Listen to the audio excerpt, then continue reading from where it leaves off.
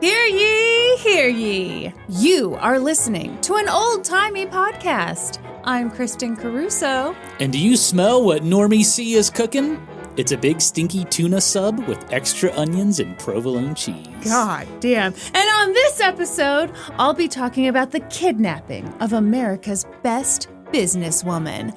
Part 1. Wow. Hey. Barbara... What? Barbara, Corcoran? You're is it thinking Barbara of Shark Corcoran? Tank? Yeah. No, Norm. I was just going to say Barbara on Shark Tank. No. Okay. I am talking about the one, the only Nell Donnelly. And if you haven't heard her name before, don't worry. I mean, it's a crime that you haven't, but we'll fix that real quick. Speaking of crime, Kristen, what's with this Heath Ledger t-shirt you're wearing? How do you think that makes me feel? Turned on? Everybody, I don't mean to make you jealous, but for Christmas, my mother got me a shirt. She did have to custom make it. And it's Heath Ledger from A Knight's Tale. Wow. I had this image on a poster in my bedroom growing up, just for scientific purposes. Yeah. And now I'm wearing it on my chesticles. Well, how do you think that makes me feel, Kristen? I mean, what if I was walking around with a t-shirt of Tiffany New York Pollard, huh? I mean... And if people ask me, like, yeah, I think she's the sexiest woman in the world. I couldn't disagree with you. I love Tiffany New York Pollard. I would want a matching shirt. So there, your whole argument is dunzo bananas. Yeah. Sorry, buddy. Heath Ledger is a good-looking guy. Or was a good-looking guy, I guess I should say. Wow. Jeez. Sorry, this got dark. Yeah, well, thanks a lot, Norm. Do you have a Patreon plug? Welcome to an old-timey podcast, everybody, where we take you back to the past. Kristen, you're not going to believe this. What? I got us a really special guest today. I don't to open up the show. No, I did. Okay. I did, because usually they're very, very busy. And I've been asking for the past 4 years for them to come onto the show. We've only been doing this podcast for like 8 months. Well, the idea was I wanted them to be in the first episode. We were supposed to launch this podcast 4 years ago. Okay. You know, specifically so this person could be on. All right. Yeah. You know, it's hard to get guests on when you're like, I haven't launched the show yet, but we'd love you to be on. They're really important, though. You know, they recently lost their job, so they found some time. Are you talking about Joe Biden? Kristen, please welcome President Joe Biden. Hello. Hey, Joe. Hi, Joe. Oh, God, he sounds kind of sad. Well, yeah. Yeah. Hey, Joe, sorry about the election. I know it was probably rough having your own political party make you drop out of the race, but, you know, to be fair, you probably shouldn't have run for re-election, you know? Come on, man. Okay, sorry. I feel like this interview's not going well, You've Kristen. already offended him. Yeah. Sore subject, too soon. Okay. I'm not going to bring it up again. And, what am I doing here? Well, you're no longer the president, so you have some free time on your hands, and I feel like you're a big fan of history, Mr. President. I mean, you've lived through quite a bit of it, like the Vietnam War, the Watergate scandal, the JFK assassination. That was a time in the late 60s, the early 60s and 60s. Yes, it was. It was in the 60s, God. Mr. President. And, you know, I just think you would really enjoy joining our Patreon at patreon.com/oldtimeypodcast. No, I probably best I don't. Well, hear me out. Hang on. Don't deny it just yet, because for just $5, you get monthly bonus episodes with full video plus access to our Discord chat. And then for $7, you get all of that, plus a signed thank you card, stickers, and access to our monthly trivia parties, where you can win fabulous prizes. Why the hell would I take a test? Okay, it's not a test. It's trivia. It's trivia, Mr. President. It's a fun time. You got to give it a chance. But, Mr. President, the real value is at the $10 Pig Butter Investor tier, because you get everything I just mentioned, plus early ad-free episodes with full video, the entire back catalog of Kristen's old, decrepit, rotting podcast, Let's Go to Court, ad-free, and 10% off all merch. All that for $10. What a bargain. What a deal. Mr. President, how much do you think that is worth? somewhere between 700 billion and $1.3 trillion. I mean, wow, thank you very much. This is just sad. I'm glad you think so highly of our Patreon. So if you want to join, please visit patreon.com/oldtimeypodcast. Well, anyway, thank you, President Biden, for joining us. Is there anything you'd like the people to know before you go? I promise you, the president has a big stick. Whoa! Well, you heard it here first, ladies and gentlemen. President Joe Biden's got a big dripping hog. Honestly, have you seen pictures of him when he was young? Hot. He's still on the line, Kristen. Jesus Christ. Ladies and gentlemen, President Joe Biden, thank you very much for joining us. Thank you, Joe Biden. Hello. I think he meant goodbye there. But Norm, we've already gotten reviews saying that we're like leftist, terrible people. Oh, yeah? And now we've had Joe Biden on the show. We're going to have to bring Trump on just to keep things fair and balanced, like Fox News. Yeah. Yeah. Have we really gotten reviews that say we're leftist? Yes. What did it say? I don't know. Leftist trash. Yeah, basically. Well, that's okay. They don't know who we are, really. Well, yeah, they do. They called us leftists. They're on to us. Yeah, well, maybe they don't know what I was doing on January 6th, 2021. Oh. Did you take a shit in Nancy Pelosi's desk? Was that you, Norm? Tried to. I knew it. I knew it. I'm just kidding. Anyway, Kristen, story time. Take it away, Kristen. Take it away, Kristen. Actually, you're going to be very disappointed because guess what? First, I have to tell you to suck it, okay? What? We got an email from someone named Kristen. It's not me posing as someone else. This is a different Kristen. Oh, yeah? Prove it. I can't. Okay. Well, so we'll take all this with a grain of salt. I'm going to read you part of this email, Norm, and be prepared to eat crow or whatever crumbly bits are on your sweater that I think are chocolate and are, in fact, not chocolate. Everybody, just moments ago, we were eating some chocolate turtles. I swear we'll get to the episode in a minute, but for now you need to know we were eating chocolate turtles. I saw that Norm had some chocolate on his sweater that had fallen because he was eating it like a big slop, I guess. Yeah. So I took the pieces of chocolate and tossed them into his mouth. Turns out one of them wasn't chocolate. We have no idea what it was. Yeah, it had a cotton texture. I'm not sure what it was exactly, but I spit it out. Anyway, anyway, back to this email, this very real email. It's about my pronunciation of the word Louvre. Okay. It says, I'm a French teacher, and Kristen, you are not incorrect in your pronunciation. The R-E at the end of the word is not the emphatic syllable, but it sure as hell is there. In fact, if you are from the south of France, which is what I consider myself to be, you'd be hitting the R-E a bit harder. Louvre? Louvre! Well, that sounded unintentionally dirty, ... And Le Salon Carré? Just a big-ass square room. Literally, the name is nothing fancier than that. All right, thank you, Kristen. Thank you for... And are you sure this isn't an email you sent yourself? I'm 90% positive. Okay. We've got our best folks working on this, tracking down the truth. Okay. Well, I mean, I've always heard it pronounced the Louvre in America, but, if the French add the R-E, then okay, great. Since I did it both ways, it did remind me of what I would do on tests growing up, where I would, choose one way to do something, and then I'd lose confidence halfway through and just switch to the other, which is a guaranteed way to get an F. Cover all your bases, But when it's graded, it doesn't really work out that well. Oh, okay. Well, thank you for that lovely email. Thank you for correcting us, making us feel like big, stupid Americans. No, I felt very vindicated, validated, and what's another? Vajazzled. You felt vajazzled by the email. Wow. Yeah, I was like, where'd these rhinestones come from?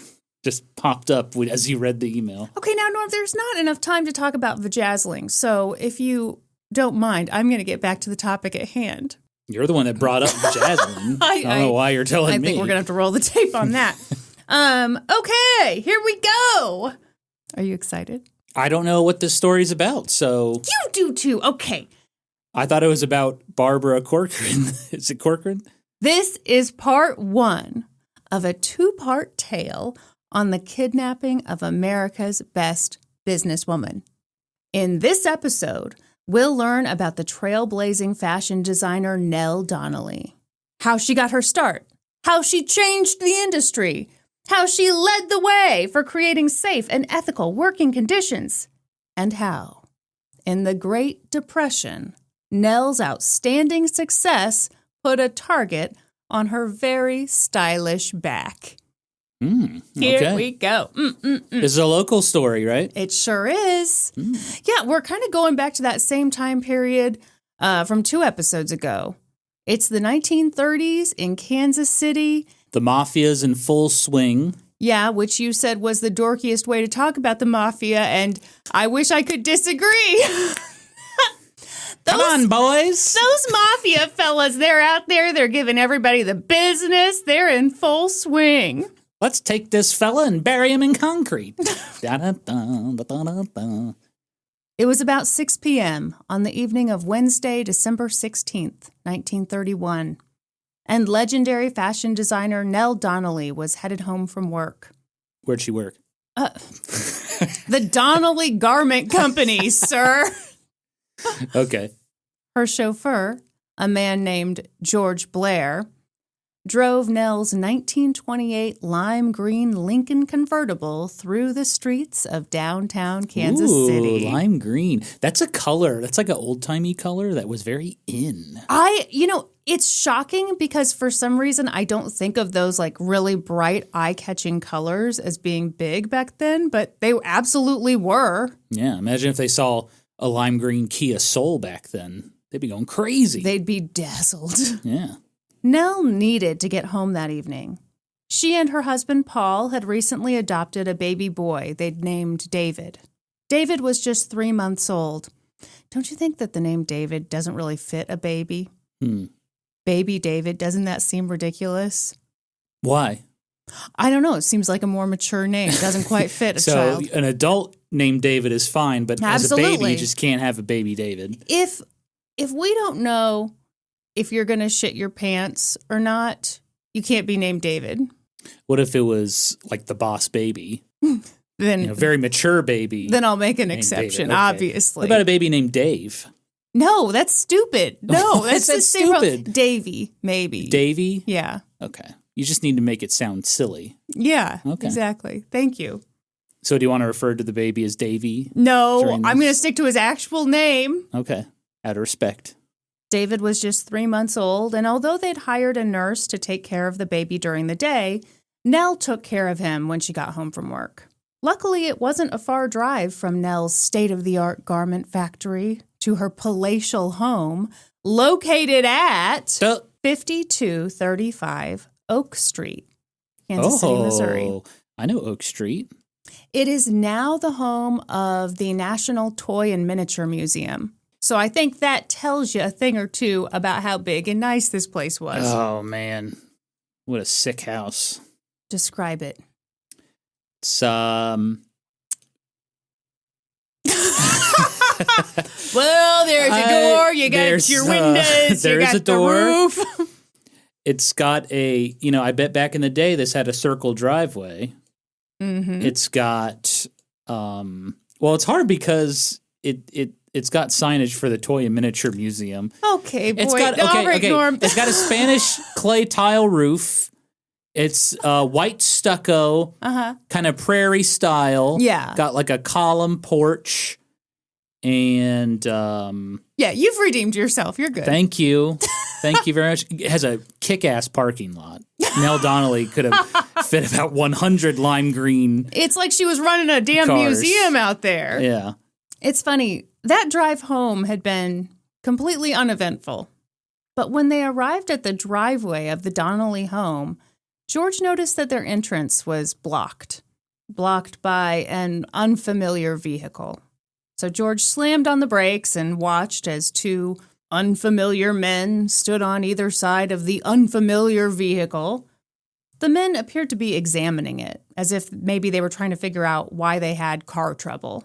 Later, George wouldn't remember whether the men had the hood up, but he'd definitely remember the theater of it all, the acting as if they had car trouble. Oh. But in that moment, George saw no reason to be skeptical of the men. So he lowered his window to ask them to just move the vehicle. And as soon as he did, one of the men walked toward him. He mumbled something that George couldn't quite make out. But that didn't matter because within seconds, the man flashed a gun. He aimed it at George. Norm, this is just a finger gun I've got up. You don't have to look alarmed. Well, at this point, is George like, oh, this isn't some improv comedy bit I've become a part of, right? This isn't a flash mob. It's so weird. That's exactly what he thought. Yeah. So the guy's pointing a gun at him. The man flung the driver's side door open and forced himself inside. He jammed the revolver into George's ribs. Within seconds, 2 other men descended on the vehicle. One jumped into the passenger seat, sandwiching himself between George and the gunman. The third man jumped into the back seat with Nell. Nell screamed. She screamed again. What the hell was happening? She lived in a nice neighborhood. They were on a fairly busy road. She thought for certain that someone would hear her. Yeah, you would think Oak Street is a busy street. Well, and I don't know, it's hard to know where the driveway was at that time because that area has changed quite a bit, and obviously they've made a museum out of it. Yeah, for those who don't know, she actually doesn't have a giant parking lot. Sorry to disappoint you all. In front of her house. Now, okay, I just want to make sure I'm looking at the right house. Mm-hmm. Did I describe it correctly? Yeah, you did. That was her house? Yeah. Because there's another house right here, too. Uh-huh. I don't know if this is her house. Can you describe that one to me? Stone foundation. It's got kind of an English cottage style trim work with leaded diamond glass. Yeah, really beautiful. Yeah. That's someone else's house, and that's going to come up later. So just calm down. Oh, shit. Okay. So like I said, she lived on a fairly busy road. She thought for sure someone would hear her. Yeah. But no one seemed to. That's got to be frustrating. George didn't look into the back seat. He couldn't. Not with a gun jammed into his rib cage and a captor on either side of him. Instead, he listened. After Nell's second scream, he heard what sounded like a slap. George had to know that he wasn't the target of this attack, but he also had to know that his class and his race might make him more expendable to these armed, agitated men. Oh, so George was black? Yeah. Oh. The 3 men, whoever they were upset. They cursed as they drove. At one point, one of them said to Nell, "You will not get hurt if you keep still and follow instructions." But Nell didn't keep still. She fought. She kicked one of the car doors open, and when one of her captors tried to shut it, she held it open with her foot. The man in the back seat tried to control her, but if he thought that was going to be easy, he thought wrong.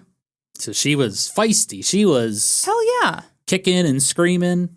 I wonder if she realized, like, right away, oh, they're after me, and, like, they're not going to do anything to me because, like, they're going to hold me for ransom or whatever.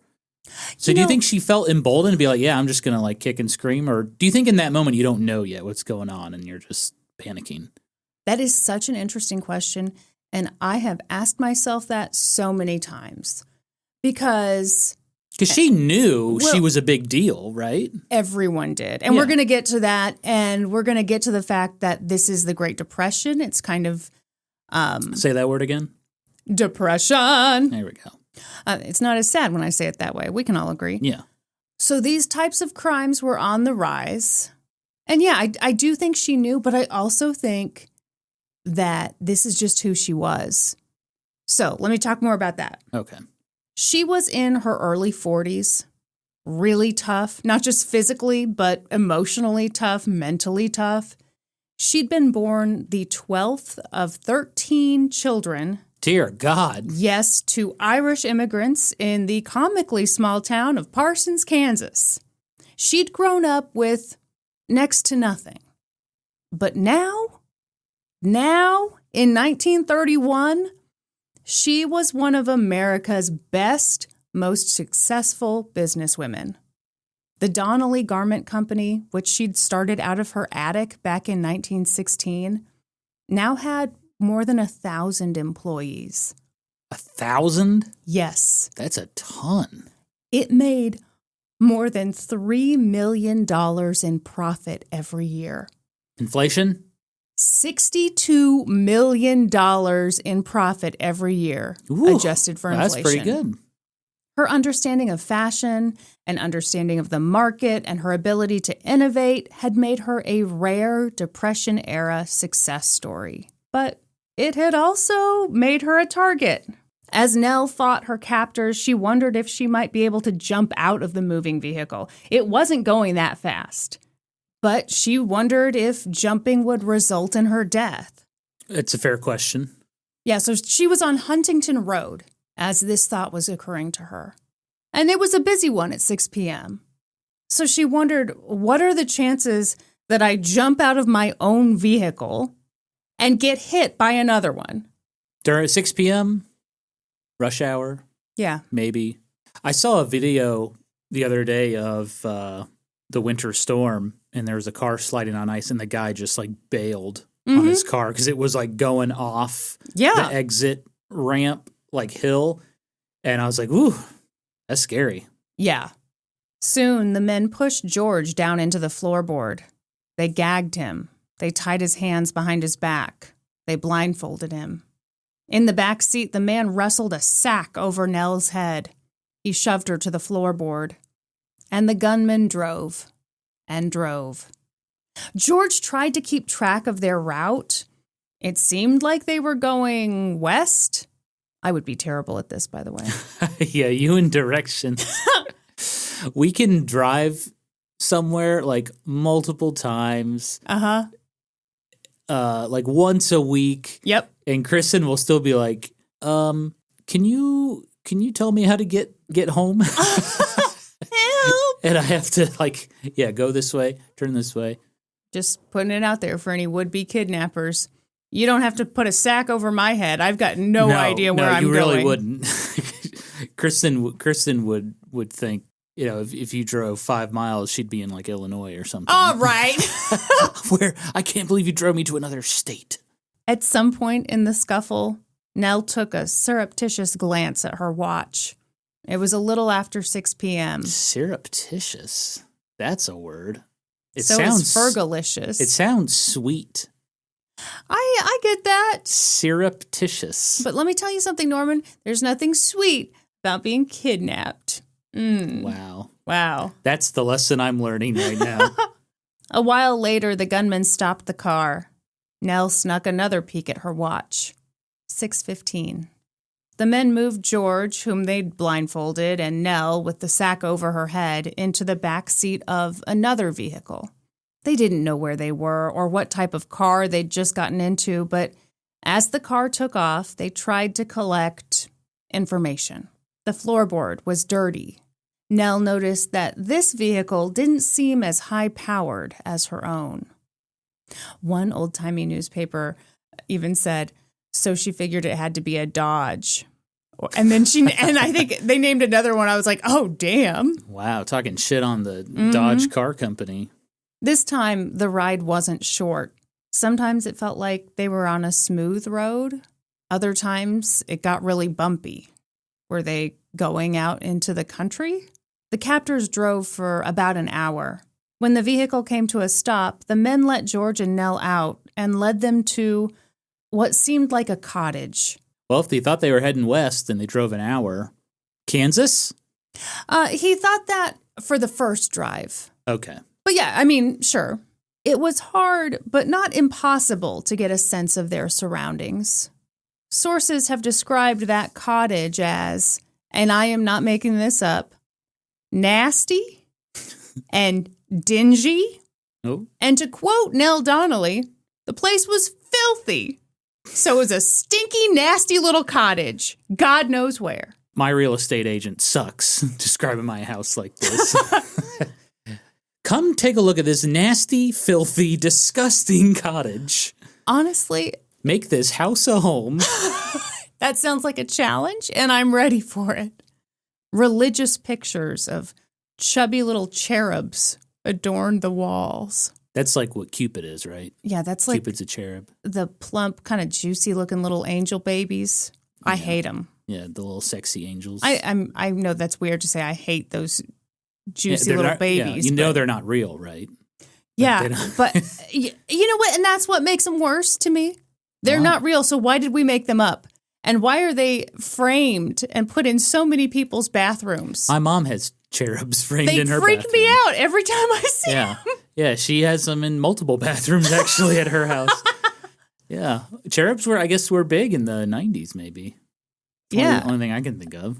Or maybe your mom just likes chubby little babies. No, hey, I was a chubby little baby. You sure were. There was nothing little about you. Yeah, I was 10 pounds when I was born. Could have slapped some angel wings on me and I could have cosplayed as a little cherub baby. No problem. Give this boy a harp. Yeah. The men led Nell and George down to a cellar. The stench was terrible. They bound George's hands and feet. They ordered Nell to lie down on a cot. They treated Nell better than they treated George. They kept George blindfolded, but they told Nell that they wouldn't blindfold her on the condition that she agree not to look at them. What? Don't look at me. Just don't look. Come on. What? What do you mean, what? Why not just keep her blindfolded? Why are you even giving her the option? Okay, so I do think part of it was, do I want to save this? But if I do save it, will I forget to say it? No, who knows? No, there was a lot of, and I know that Nell said this to them a lot. I can't believe you kidnapped a woman. I can't believe you kidnapped a woman. And so I think there was, she's kind of trying to shame them a little bit. Why are you looking at me like that? Was that uncommon to kidnap a woman? So in Kansas City, on this particular year, a source that I read said that 6 people had been previously kidnapped. Obviously not as high profile, but they were all men. Uh-huh. And I guess, if there's honor amongst thieves or whatever, yeah, the thought was, you kidnap a man and you get his money. Yeah, but she's a successful businesswoman. What about her husband? Well, what's he do? He also works for the Donnelly Garment Company. Yeah, but that's her business. But it's their money. Oh, so you're saying kidnap the husband and then call up Nell Donnelly and be like, yeah, we've got your hubby. Well, it's kind of like, kidnapping a child. The child doesn't have tons of money from their lemonade stand. You're going for the parents' money. Well, I mean, maybe they thought it'd be easier to kidnap a woman. Maybe. You'll find out why. Well, just stay tuned is all I'm going to say. Okay. I mean, I'll be here. I really have no choice, unfortunately. Yeah. So they told her not to look at them, which you say is ridiculous. That's stupid. Just keep her blindfolded. We'll take it off. Just don't look at me, okay? I'll just say this. I do think there is wisdom in a situation like this where you do not plan to kill anybody. That's absolutely not the plan. You're doing this for money and money alone. You don't want to hurt anybody. Yeah. But let's say you get caught. What you definitely want is for America's most successful businesswoman, when she testifies against you at trial, to say, well, they kidnapped me and it was horrible and they kept me in the filthy, dingy cottage with those cherubs, which we can all agree are disgusting and weird, but they didn't treat me badly. I just think if you're getting into kidnapping, you got to go all in, baby. Like, don't half-ass it. Okay. No half measures, Here's a compromise. Mm-hmm. We'll take the blindfolds off you, but then we're going to wear fun masks so you can't see what we look like. Here was their actual compromise, Norm. Okay. They kept the lights off. Well, that's even more annoying. What if these guys are tripping and stumbling around? I can't see they're in a dingy basement with cherub paintings. Well, no, the cherub paintings were up for upstairs. Oh, for they're the fancy upstairs. part of it. Okay. I mean, no one decorates a cellar, Norm. Don't be ridiculous. But yeah, they had flashlights. Mostly had the lights off. So This is ridiculous. it's not ridiculous. They're just making it harder on themselves. No, they're not. Who knows? Honestly, a dingy, nasty, filthy cabin in 1931, there's a chance it didn't have electricity. Kristen, I have kidnapped 13 people, and I'm telling you right now, this is ridiculous the way they're If that handling were it. true and you had not been caught, then I would say, you know what, Norm, tell me all about it, because clearly you know something that the other kidnappers don't. They're calling him the world's sexiest kidnapper. Oh, okay. Hey, don't say it like that, like you doubt it. You're married to me, although you are wearing a Heath Ledger t-shirt right now. So Yeah, where does my loyalty lie? I'll never tell. So anyhow, as I was trying to tell you, she was not blindfolded. They said, don't look at us, and that was not a hard promise to keep. The cottage was dark. Her captors kept the lights off. I already said all this. Yes. Still, Nell was able to sneak a few glances at the men who'd abducted her. See? Why the fuck would you even risk it? Don't look at us, okay? Come on. These guys are amateurs. Amateur hour. Wait, I want to find out. I can't wait to find out who these chuckle fucks are. Okay, that is interesting. So you think that it's amateur hour here? Yeah. Okay. She thought the men looked Italian, maybe? And though it was hard to get a lay of the land, she listened to their voices, and she was certain that she heard more than 3 voices. Whatever was happening was much bigger than it had initially seemed. Not long after they arrived in the dingy cottage, the men told Nell that this was a kidnapping. Duh. Just so you know, we've kidnapped you. They wanted $75,000. Adjusted for inflation, it's a little over $1.5 million. Doesn't seem like that much for Nell Donnelly. I agree. Couldn't she be like, okay, well, let me grab my checkbook out of the car and Yeah, I've got 75 grand under my seat cushions in the Lincoln. Boy, you shouldn't have left that back wherever you left it. Nell balked. She told the men that she didn't have that kind of money. $75,000? She didn't have that kind of money. Oh, okay. Yeah, they knew she was lying. Yeah. In fact, just about anybody in 1931 would have known that she was lying. Nell Donnelly was an undeniable success. In fact, a big part of her success was the way she marketed her own success story. Countless publications had written about her. Her life story had been celebrated, and the story of her business had been celebrated. People loved reading about this rare thing, a woman who started a business with the help and guidance of her adoring husband. Aww. Oh.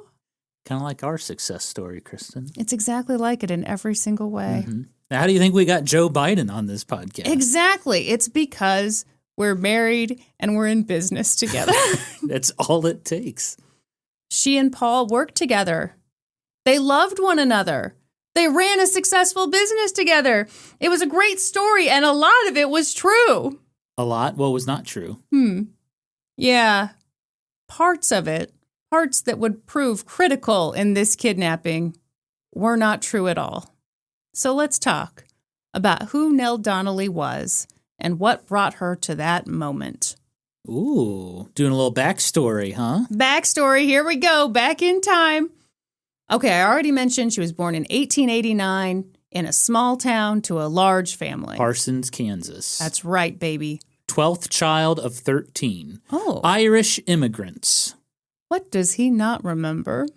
As a girl, Nell got sick of wearing the tired old hand-me-downs that came from her 5 older sisters. She wanted to look good, baby. So over time, she became pretty skilled at taking apart those faded, shapeless dresses and creating something newish and definitely better and more stylish for herself. So she made her own clothes. Yeah. That's cool. Yeah. After she graduated from high school at just 16, Nell set off on her own. Nerd. All right. Sorry. She got a job as a stenographer in Kansas City. She lived in a boarding house. Stenographer? Yeah. That's the person that like writes down stuff in court.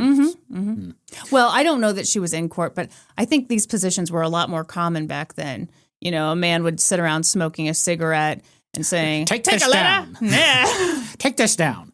The mafia's in full swing. Yeah, that's not as cool as a switchboard operator. Oh, we are in complete agreement on that. But you know what, Nell? You got to start somewhere. Before long, she met a guy named Paul Donnelly. Mm-hmm. Paul lived in a nearby boarding house. Oh. He had a good job. I don't know Calm why, down, I don't Norm. know why I moaned about that. I thought you were going to describe how sexy he was. I just premature am moaned. not. He worked for the Barton Shoe Company as the credit manager. Wow, what a hot job. I mean, I bet it seemed pretty darn impressive. Nell and Paul got along well enough, and so when Nell was 17 and he was 23, they got married. How do you feel about that, Kristen? You know, I am famously anti-age gaps, and I think 17 and 23, that's a big gap. Yeah. But I also think you have to kind of adjust for old-timey inflation, you know? I see. So I'm not too weirded out by this. Okay, so inflation-wise, what would that relationship look like today? Well, I would say in today's years, 17 and 23, it would feel a lot closer. It'd be more like 20 and 23, I think. Okay. And she did graduate high school early, so she was very smart. And she's living on her own. Living on her own, very mature for her age, yeah. Stenographer. Respected. Mm-hmm. In interviews, Nell always tried to paint their marriage as mostly traditional, probably in an attempt to make her eventual status as a high-powered executive more palatable. But it's undeniable that when they first got married, Paul was ahead of his time. They were visiting his family out near St. Louis, Missouri, which, for those of you who aren't blessed to live in the great state of Missouri, we'll just tell you now, it's a 4-hour drive. It's the opposite side of the state from Kansas City. Yeah, don't ask Kristen's opinion of St. Louis. Oh, shit. You know, I'm so bitchy, sometimes I forget when I've been bitchy. That's just a constant. My first thought when you said that was like, they don't know what I think about St. Louis. Oh, yes, no, they do, Kristen. Yes, they do. So it was while they were out there in that wonderful city where I think you can spend 3 whole days, you know. 3 days maximum, according to Kristen. Enjoy yourself. Nell confided to Paul that she'd always wanted to go to college. She framed that dream the way a lot of women did in the early 1900s. As in, yeah, I really wanted to go to college, but I got married instead. But according to Nell, Paul insisted that the fact that they were married didn't mean that she couldn't go to college. And he helped financially support her decision to attend Lindenwood College in St. Charles, Missouri. Right outside of St. Louis. Very good, Norman. Thank you. So, in 1907, Nell went away to that all-women's college for 2 years, and Paul stayed in Kansas City, while Nell attended college on the opposite end of the state. You're talking like that's weird. I do think that's weird. Why? Can you imagine being freshly married? As if it goes bad. Ooh, it's marriage. I guess newly married is how a normal person would say it. Yeah, on the back of their car, you write a message and they wrote freshly married. Yeah, you're newly married and you live 4 hours apart? You think he can just get up and walk away from his credit manager job at the shoe company? No, I'm not saying that at all. I'm saying I'm kind of surprised she didn't get into college a little closer to Kansas City, although maybe the thought was you'll be close to your in-laws, so that's good. I don't know. Maybe she wanted to attend that college. Well, she definitely did. Yeah. I'm just saying. There's a woodworking school in St. Charles that I've been looking at. Oh, so this is all, you're like, no, it's not weird for a married couple to live apart. Here, watch me as I go. Doing that angle, yeah. Oh, Kristen, look at this brochure I found. Oh, it just fell out of the sky. Yeah. Nell was the only married student at her college. That's how bizarre it was for And a woman who was married. All women her age, I'm guessing. Yeah. Yeah, and okay. By all accounts, Nell seemed to love college, and when she graduated, she was supposed to settle into normal life. But Nell wasn't exactly normal, and neither was Paul. Both of them had an entrepreneurial streak. And when she was back in Kansas City, she found herself dealing with an old problem, one that had bugged her for years. Clothing! Nell didn't like her options. The truth was, hardly any women in the early 1900s liked their options when it came to day wear. Yes, if you had a ton of money, sure, you could pay to have beautiful dresses, custom fitted to your body. You'd look great.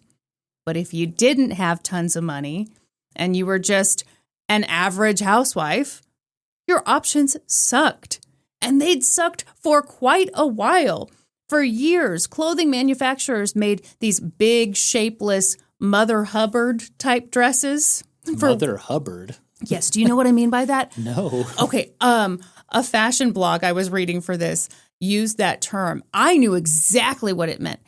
Do you remember old Mother Hubbard who lived in the shoe? So she's got like that big kind of like, you almost think of it like a nightgown, like it's ankle length, full sleeve. Should I just Google Mother Hubbard? Yes, that would also do the trick. Okay. Oh, yeah. Yeah, she just looks awful. Yeah. Okay, yeah, I see what you're saying. Do you want to describe what you're seeing? It's just like frumpy. Yes.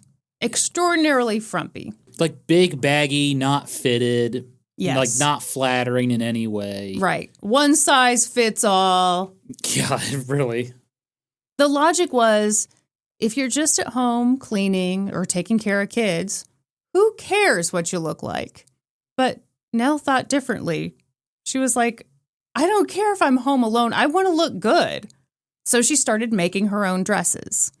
They were so different from the typical house dress, but still eminently practical. Nell's dresses were fitted to her form, but not skin tight. They were pretty. She had an eye for fabric and patterns and little details. Her dresses were long enough to cover the knees. She made the sleeves short enough to allow for good movement. And of course, she gave her dresses pockets! Woo! Why don't all women's clothes have pockets? It's a crime. I hate it. Suck everything. That's What? me talking Do to women's clothes not have pockets? Norm, have you What? not noticed that any time I have a dress that has pockets, I point it out? I'm like, look, this has pockets. I guess I've never noticed that. So specifically, dresses don't have pockets. Yeah, but weirdly, sometimes women's pants, like they'll make a fake looking pocket. Mm-hmm. They'll make something that looks like a pocket. You go to shove your fingers in it and you can't get them in there because it's fake. It's been sewn shut. That's just cruel. I agree. That's fucked up. Thank you, Norm. What about those pants that look like jeans, but they're not jeggings? Uh-huh. Did those have pockets? I very much doubt it. I wonder if those had fake pockets. Too. Like you know drawn on. You know pockets. what? I'm gonna call it. I guarantee you, jeggings had fake pockets. Did jeggings? And they fooled no one. Did jeggings have pockets? Some jeggings have front fastening facilities. Okay, what the fuck is while that? Others just have an elastic waistband and no pocket. What is a front-facing facility? I don't know what that means. Should we call the police? Front leggings are made to look like skin-tight denim jeans. It's a portmanteau of the word jeans and leggings. Yes, thank you. Jeggings were brought on in the 1930s by Nell Donnelly. Shut up. Norman. Wow. Why didn't you mention that? Yeah, I should have. Are you going to get to that? Yeah. That's coming. Don't worry. Yeah, so I guess some jeggings do not have pockets. That's fucked up. I'm glad. I'd be so mad if I had a drawn-on pocket. Yeah. Yeah, I love pockets. You know, I love my pocket tees. Like, I just a basic-ass T-shirt with a little pocket right here. Yeah. Yeah, put all sorts of stuff in there. limit 12 pencils. I've never tested it, to be honest. I've actually never really put anything in those pockets. I just like having the option. Sure, security, sure. That's you know? freedom. Yeah. Yeah. So Nell started making these dresses, not just for herself, but for her sisters and then her friends. And people loved them because there was nothing like them on the market. Her friends encouraged her to start selling the dresses. Hell yeah. And even though Nell was a young woman and it was 1916, she decided to give it a try. She went around to a bunch of Kansas City department stores and tried like hell to convince them to sell her dresses. And they rejected her. Those what? Did they really? Why? If I had to guess, I think there are probably a lot of reasons why she was rejected. One of them could be as simple as, if this is such a great idea, someone would have thought of it by now. Well, that's a stupid reason. I think that's the logic people use a lot when there's something new and they don't want to take a chance on it. Because those old Mother Hubbard dresses, they had been what women wore in the home for decades. And here's this young whippersnapper coming in with her frilly little frocks. And you're thinking, I don't know that other women really want this. That's my impression of someone who owns a store in 1916. I hate that reason because you could basically reject literally any new idea. Absolutely. Like, yeah, this is stupid because it would have been invented by now. Okay, department store owners.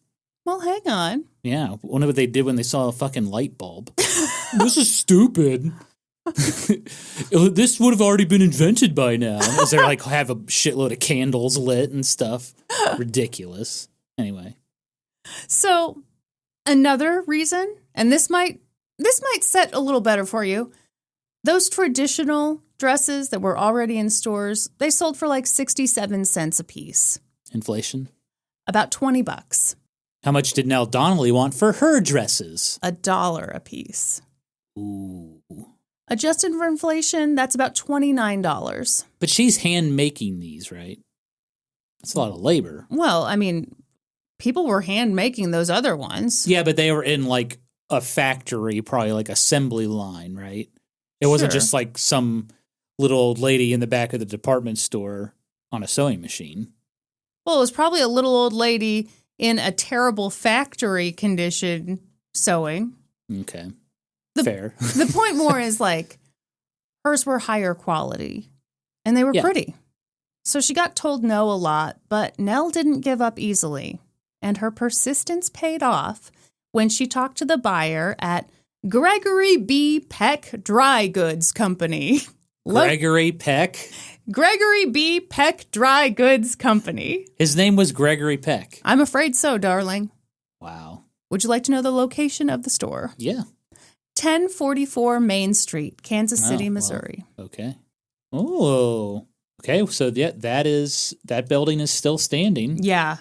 According to Google Street View, office space available. Looks like no one's renting it, but it's a beautiful building. It is a gorgeous building. Yep. Very Art Deco. So the buyer was interested. They ordered 18 dozen dresses on consignment. So that's a big risk. We'll make some space for them, but if they don't sell, that's on you. Yeah, that takes all the risk away from Gregory Peck. You know, he's an up-and-coming actor. Sure, he doesn't have time to be in the store all day long in Kansas City. Yeah. So Nell was thrilled and, possibly terrified. Who knows? As soon as she got that yes, she ran back to Paul and told him the news. And Paul wasn't intimidated. He'd always wanted to start a business. And while this one wouldn't be strictly his, he admired his wife's intellect. He trusted her instincts. So he paid $1,270 for sewing machines and materials. Adjusted for inflation, that's about $36,000. Damn. Yeah. Well, when you're the credit manager at a shoe company, I guess you can do stuff like that. I have been curious if maybe Paul came from a bit of money. That just seems like a lot of money to have in savings when you're in your early 20s. Yeah. It's really easy to start a business when you have a bunch of money. Yeah. You know, like Donald Trump's infamous, my father gave me a small loan of $1 million. Sure. Yeah. So Paul made that investment, and Nell hired 2 friends to be seamstresses. The 3 of them worked out of the Donnelly attic for 2 months straight. And in the end, they had 216 perfect pink gingham dresses with empire waists and ruffles on the trim. They took the dresses to the George B. Peck Dry Goods Company. Wait, I thought it was Gregory Peck. Did I say Gregory? Yeah, you said Gregory originally. Is his on. name George? Hold on. No, I said George the whole time. You said Gregory. Joe, roll the tape. Joe? I swear she said Gregory. Joseph, I swear. Gregory B. Peck Dry Goods Company. Sounds like you're hearing what you want to hear. Is it George Peck? Yeah. Okay. Sorry. Dry goods store. Dry your eyes, Norm. It's George Peck. Wonder why they call it a dry goods store. No wet goods allowed? Not a single wet good, not Nothing even wet. a damp good. No wetness allowed in here. Dry only. They took the dresses to the aforementioned company. And even though Nell's dresses were more expensive than those other house dresses, they were so much better and so much prettier that it turned out women were happy to pay the higher price. The first run of 216 dresses sold out within days. Some sources said they sold out within hours. Bottom line, they sold fast. Nell and Paul didn't even have time to be thrilled. They had to get to work because now they knew they had something special. So they opened a factory at the corner of 29th Street and Brooklyn Avenue. Don't bother looking it up. You'll just be disappointed. It's gone. It's gone, baby. And that factory was really small. And the demand for Nell's dresses was huge. So pretty quickly after that, they bought a much bigger factory. In fact, it was so big that it took up an entire city block. It was located at 1828 Walnut Street, Kansas City, Missouri. Ooh. Cool building. Yeah. They had the whole building? Hell yeah, they did. Damn. Yeah, well, I told you she's going to get around. to the point where she's got more than 1,000 employees. Let me look around here. That's impressive. I love those old factory windows. They are so cool looking. Yeah. So they were in the big leagues, or getting there anyway. And then, Norman, guess what happened? World War I. Yep, Norm's favorite topic. That's Coming right. to you soon, against your will, a 77-part series on the Great War. Wow, last episode I said it was a 35-part series. It's been expanded to 77 I know parts. how we roll. We always say, oh, this is just going to be just a quick little nothing. Don't worry about it. And then, all of a sudden, Yeah, we're telling 7 episodes of Lucille Ball's life. We are notorious for that. As an example. Yeah. So actually it'll probably be 184 parts. Yeah. In 1917, Paul had to go off to war. And he was away for 2 years. But in his absence, the Donnelly Garment Company flourished. When Paul came back from war, the company was making $250,000 a year in sales. Woo. Adjusted for inflation, that's about $4.5 million. It's doing well. No kidding. Yeah. And this is all with him being gone. Yes, right? it's just Nell running this. Damn. Nice. With Paul back in the United States, he became president of the company. Well, wait, why does he get to be president? What about Nell? Why do you think, Norm? Because he has a penis. Yeah. And Nell became secretary treasurer. That's bullshit. Yeah, I mean, everyone kind of thought it was bullshit. It was widely known that, yeah, Paul did the financials, but Nell did literally everything else. She designed the clothes, studied the market, hired and fired. She did everything. And people loved her for it. I will say, I know this is kind of a weird thing to feel passionate about, but I do think Paul gets a bad rep. Some of it is very much deserved, but I think that's a really big deal that in 1907, he told his wife, hey, you want to go to college? Let's make it happen. And I think it's a really big deal that in 1916, he invested so much money in a business for her.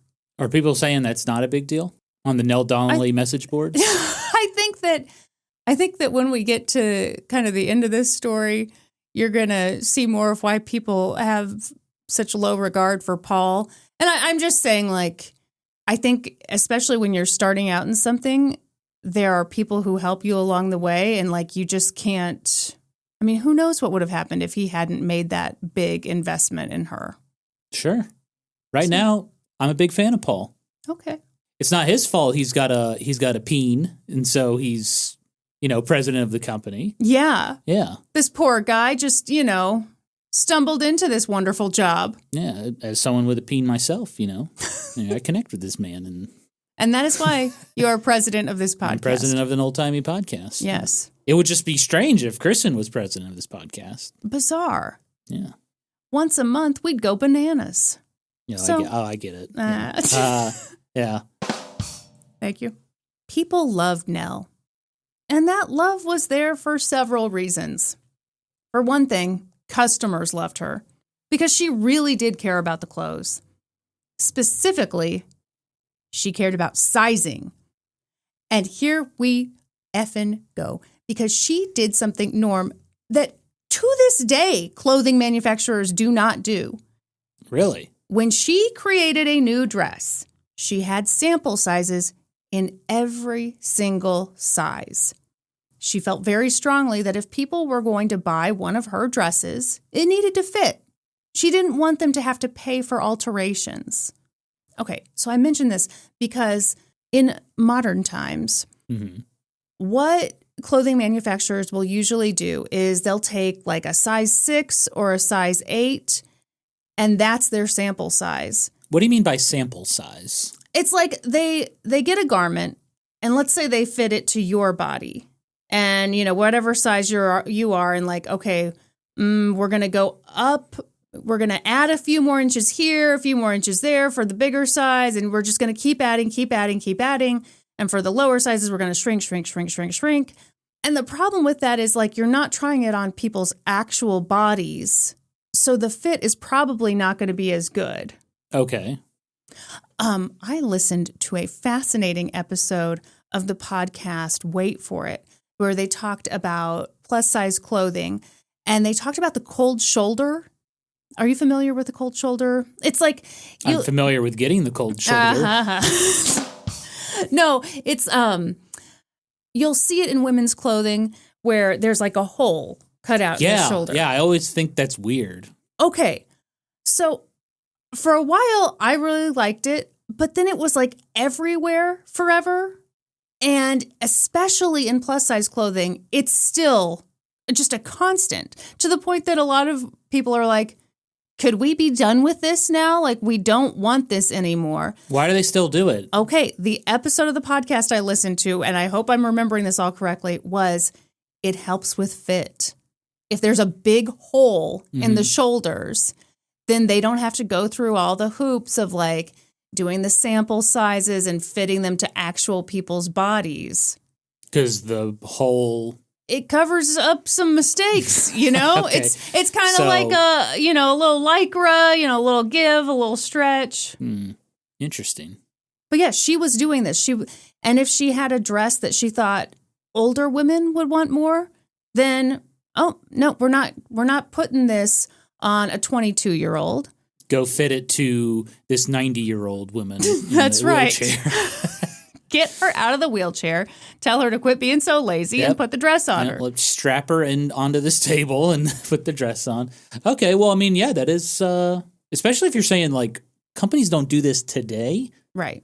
She was doing it back then. Mm-hmm. Yeah, respect.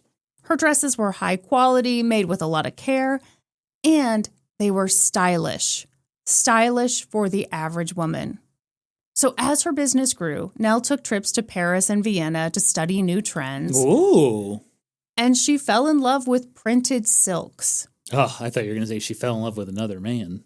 Boy, you're really worried about Paul, aren't you? Well, I mean, you just said she fell in love, and my heart stopped like, with whom? Well, Printed silks, though.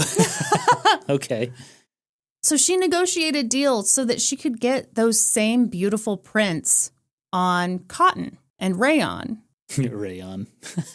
Oh, do you want to tell your rayon story? Okay, every time I hear the word rayon, one time when we were kids, me and my brother, whose name is Ryan, we went to go get a haircut, and the lady behind the counter was like, "Okay, what's your name?" And he goes, "Ryan." And I was watching their computer screen, and she spelled his name Rayon, and so ever since then I call him Rayon as a joke. I do like it a lot. Yeah. Beautiful printed silks, but now on cotton or on your brother, whoever's closest. Mm-hmm. But it wasn't just customers who loved Nell Donnelly. Her workers loved her too. So this is where I think she was way ahead of her time. Also, She do Beer Friday? no. Company picnic? Although she was anti-prohibition. Ah. I hope you have your old-timey podcast bingo cards ready, because I'm about to mention the Triangle Shirtwaist Factory fire, which I guess is something I have to mention by law every 5 episodes. That's how it's panning out. Okay, so fans of the show know this story. I'm going to briefly recap. In 1911, there was a horrible fire at a factory in New York. 146 people, mostly girls and women, died in that fire, largely due to bad working conditions. Nell was affected by that tragedy, not just on a human level, but as a business person who herself ran a factory. And she decided early on to be a different kind of business person. She paid her workers well, much higher than the rest of the industry. She provided a safe working environment. She offered medical care, life insurance. She paid for her employees to go to night school. She paid for her employees' children to go to nearby colleges. Okay, Nell. Every morning, she offered free coffee and donuts to workers. Oh, In the that's the real perk for me. I'd be like, know. holy shit, free coffee and donuts? You've got a loyal employee in me, Nell. When we first moved to Kansas City and I was applying for jobs, I applied for a job at Applebee's corporate headquarters. Yes. And one of the benefits listed on the job listing was all the soda you can drink. Such a weird perk. It's weird, but you know what? Got me to apply, and I had an interview. And you said, I am just here for the soda. I'm here for the soda. You do pay for my health insurance, right? Yeah, it is kind of strange that they offered both, but free coffee and donuts. Nice job, Nell. Norm, you're going to love this next part. What is it? In the afternoon, lemonade and snacks. Every day? Every day. Holy shit. I would love working here. She opened an employee cafeteria, which operated at a significant loss every year. She purchased a farm where employees could go have a picnic or hike or swim. Free cow hugs? Sure. To anyone dumb enough to hug a cow. Damn. Why is that dumb? I don't know. I guess just don't get behind the cow. What, do you think cow's like a murderous, like rampaging animal or something? Okay, sir. I can tell you're not from around here. Let me tell you a story from my own Missouri family. I have a great aunt who died because the cow she was milking kicked her in the head, and her numbnuts husband was like, oh, do I really need to take her to the hospital? And then by the time he did, she was, Okay, well, it sounds like the husband was the problem, not the cow. But also the cow kicked her in the head. I'm just saying it's, maybe more dangerous than you're making it out to be. Yeah, well, I'm not there to milk the cow. I want nothing to do with the udders. I just want to give the cow a hug. Okay. Yeah. She bought a recreation center in town for them to use. Damn, she's living it up for these employees. Yeah, I want to be kind of clear, just kind of clear, not super clear. Mm-hmm. Like, obviously, she's not some saint, offering coffee and donuts to workers. I think sounds like the greatest thing you could ever give an employee. Well, I do think it's smart in this time period where, times are tight and you want to keep your workers productive. And maybe a big part of that is to make sure that they can arrive to work and get the nourishment they need, maybe get some caffeine so that they can start sewing some dresses. Yeah. And back then, donuts were probably considered like a healthy breakfast or something. Sure. Yeah. Life was a lot easier back then. So I'm just saying, I think it's one of those things where it's something that's good for workers. All of this stuff is good for workers, but it's also good for business too. And I think it's so annoying that sometimes people are like, oh, well, no, the best thing for the business is to operate it as cheaply as possible. No, I don't think so. No, keep your employees happy. Well, and people wonder, why don't people want these jobs? Oh. Why don't people want to work anymore? And it's look at the shit they're offering. Yes. It's terrible. No one wants to work that job. So all of these offerings set her ahead in her industry and ahead locally. I mean, offering medical care to people, that was a big deal. Shit, that'd be a big deal today still. When a lot of garment makers started to unionize, hers didn't. And I'll say, of course, sometimes when companies don't unionize, it's because of intimidation and threats. It's not because they just love working there. You're saying her employees didn't unionize because they were just we like working here. Why would we want to unionize? Basically, yeah. I still think it's smart to unionize, even if you enjoy working there. But no, I totally get that. And I'm sure that, I'm painting with a pretty broad stroke here. But the general consensus is Nell treated her employees really well, better than the rest of the industry did, and people were grateful for it. And so they felt no need to unionize. But Nell really differentiated herself from her competition during the Great Depression. The Great what? Depression. Yeah. Up until that time, most of Nell's employees were seasonal. The Donnelly Garment Company did a summer line and a winter line. And when they were done making those lines, the factory just shut down. But when the stock market crashed and so many men lost their jobs, Nell realized that her employees, who were mostly women, might now be the only source of income for their entire families. So she figured out a way to keep her workers employed year-round. The answer to all of her problems turned out to be the handy-dandy apron. Handy-dandy apron. Have you ever heard of the handy-dandy apron? No, I know what an apron is. Well, very good. You're halfway there. It has a little bit of a cult following now. Nell patented it in 1925. And like all of her dresses, the handy-dandy apron was functional and attractive. Those were kind of the two main things that anything had to be. But unlike her dresses, the apron was really easy to sew. One person with a pretty average skill set could sew an entire apron in basically just one step. Wow. May I Google Sure. the handy-dandy apron? Yeah. It looks so close to our modern day aprons that I'm kind of like, what were aprons like before the handy-dandy apron? So, question. Is this an apron you buy ready to go, or is she selling here's how you make the handy-dandy apron? I believe she might have sold the pattern, but really it was about selling the apron itself. I'm getting search results of what? Sexy, handy construction retail employee Halloween costumes. And it's these women with large behinds in fake Home Depot aprons. Norm, how long will you be looking at that? Let me just double check and make sure this isn't that these women isn't like a Nellie Dawn thing. There's also a screen capture from Blue's Clues. This is a weird search result. I don't know. All right, I did see Nellie Dawn stuff. Okay, so let's great, go ahead and continue. Great. So now, when her employees weren't working on the summer line or the winter line, they worked on handy-dandy aprons. And those aprons were really popular. They set the Donnelly Garment Company apart from so many other garment companies of that era. When other companies shut down or barely made a profit, the Donnelly Garment Company thrived. And that put a lot of eyeballs on them. And not just the company, but the Nell and Paul Donnelly love story. Ooh. They were married. They ran a business together. It all worked so perfectly.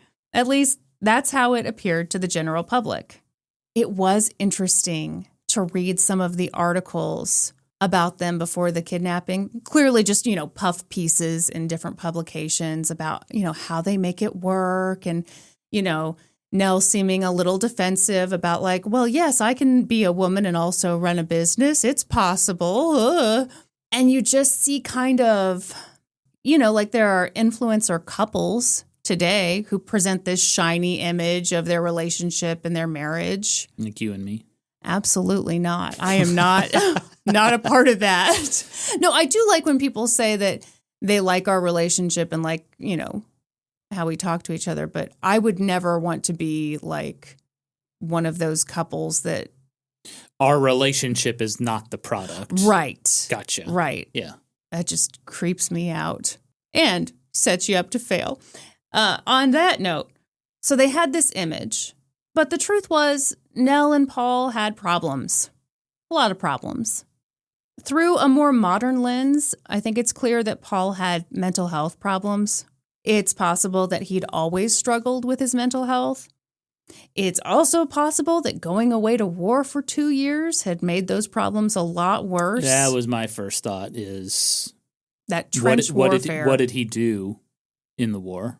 I believe he joined the army. Well, I think everyone joined the army back then. That was like... Oh, did they not have different branches? I mean, they had then? the Navy, but like... Well, that's all I could tell you. So he saw As combat. punishment, you're going to be like, and now I will do that World War I series. No, I'm sure he did. Yeah. Well, even if you didn't fight, you probably saw some horrible shit. So, yeah. I'm guessing his mental health issues became exacerbated. What's that word? Masturbated. No. Exacerbated. What is it? Exacerbated, yeah. Exacerbated? Yeah. Because of the war. I am smart. SMRT. It's also possible that even though it had been very progressive of him to support Nell through college and to financially support her business venture, that maybe over time he struggled with the fact that even though he was the man, and even though he had the highest title at their company, no one thought of him as the boss. So is his ego getting in the way now? Yeah.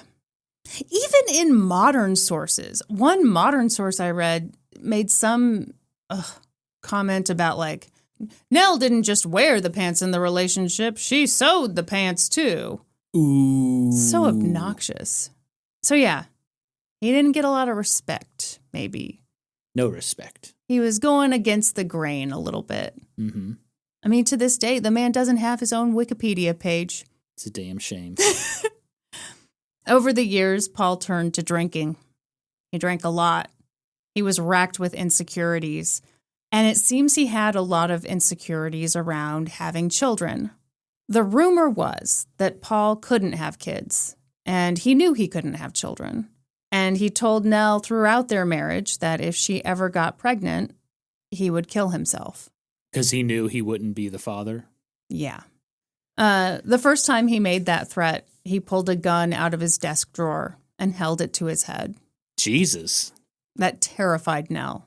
And as time went on and Paul kept making that threat, Nell found herself waiting for her husband to go to lunch so that she could go take the gun out of his desk, go up to the top of the warehouse, and drop it down the elevator shaft. Man, you want to talk about emotional manipulation? Yeah. That's some fucking shit right there. Nell later estimated that she dropped about 30 of his guns down that elevator shaft. Did he keep wondering, where are my guns?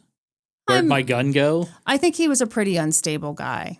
Yeah, I feel like by the fifth one, I'd be like, okay, who's the prankster taking my guns? So their marriage wasn't stable.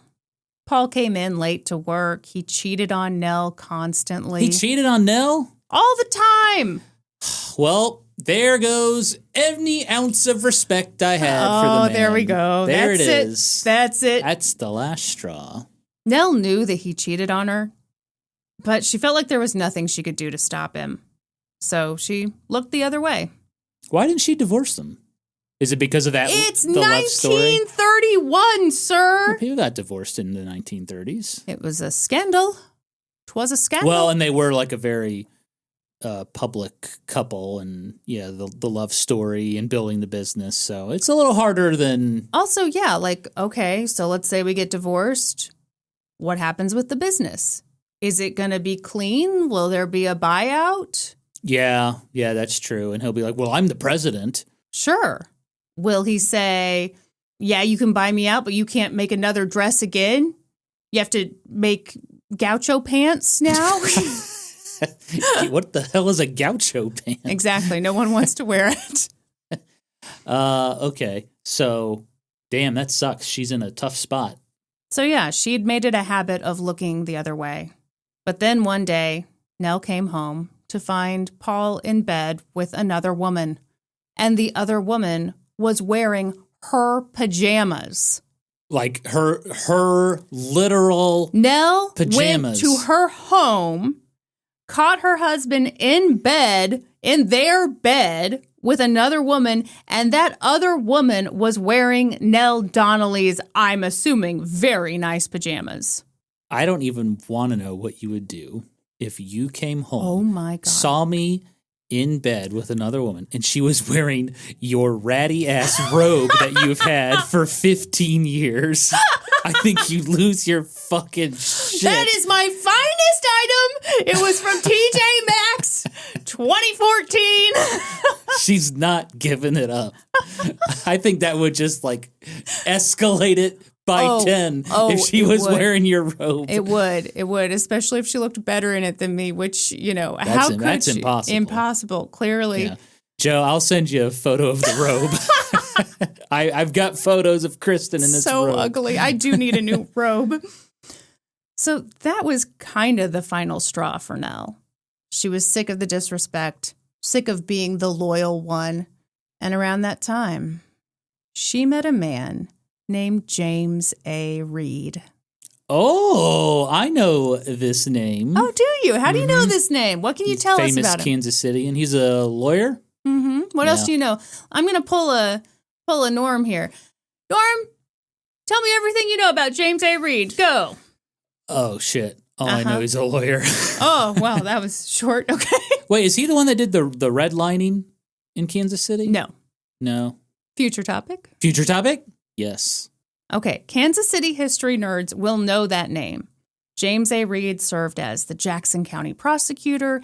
He was the mayor of Kansas City. He served as a 3-time U.S. senator, and he ran for president in 1924, in 1928, and spoiler alert, also in 1932, but he lost the nomination to some no-name douchebag named Franklin D. Roosevelt. Damn. Who's ever heard of him? James A. Reed was famous. He was well-respected. He was neighbors with the Donnellys. At that house? I think that's the one you were looking at. Oh. And also, he was married. Scandalous. Well, you know what? If Paul is... Wow, Paul fucks around. You hate him so much. Listen. Mm-hmm. It's the pajamas that got you, isn't it? Listen. Uh-huh. If he's brazenly banging women... Brazenly? Is that a word? Brazenly. He's brazenly banging women when her PJs, I think it's open season in the Donnelly household. Okay? Bring on the cock. It's cock season. Yeah. Vagina season. Cock season. Oh. Vagina season. Sorry. That's that classic Warner Brothers classic Looney Tunes bit.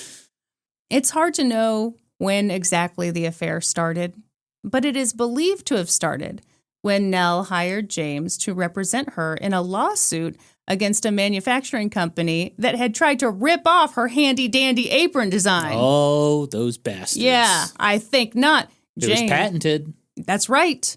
James won the case. Hell yeah. And even though they had a massive, disgusting, dingy, filthy, nasty age gap, Nell fell hard for James A. Reed. Okay, let's hear the age gap. Like 30 years. Woo. So she was, what year is it? It's 1931. Okay, so she's in her 40? early 40s. Early 40s? And he's 70? She might be 40, and he's 70, yeah.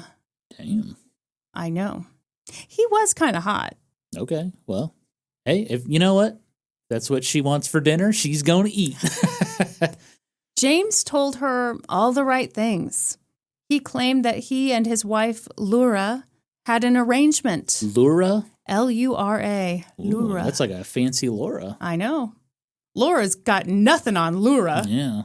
They had an arrangement. They didn't have sex. In fact, they hadn't had sex in years. Theirs was a platonic relationship. But he could never leave Laura. He was too loyal. Poor guy. What a poor guy. I know. I think this is bullshit. He told that story to Nell, and he told that story to a reporter who kept it quiet for a long time. Obviously not forever if I'm telling you the story. A reporter kept this quiet? Back in the day, reporters were a lot more, I almost used the word respectful. I don't know that that's the word I want to use, but like JFK was banging everybody. And we didn't find out about that until years later. Yeah. Warren G. Harding, I'm looking at you, chum.